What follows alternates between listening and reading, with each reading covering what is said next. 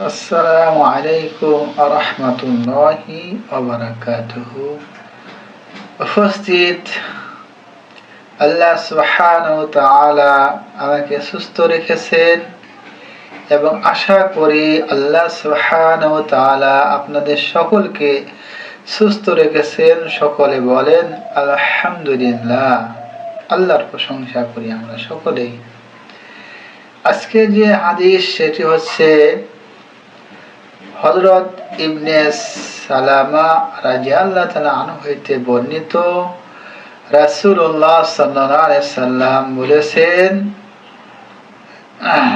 যে আমাকে বলেছেন যে তুমি যখন খাবার খাবা তখন অবশ্যই তোমার সামনে থেকে খাবার খাও এবং খাবারের শুরুতে বিসমিল্লাহ বলে খাবার গ্রহণ করো। এর জন্য আমরা অবশ্যই খাবার গ্রহণ করব বিসমিল্লাহ সহিত।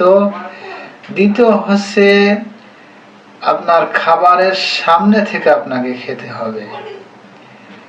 তৃতীয় হচ্ছে আপনি যখন খাবার খাবেন তখন অবশ্যই দস্তিখানা একটি কাপড় বিছায়ে এরপরে আপনি প্লেট রাখবেন, তারপরে আপনি খানা শুরু করবেন। তবে খাবারের শুরুতে অবশ্যই বিসমিল্লাহির রহমানির রহিম বলে খাবার শুরু করতে হবে।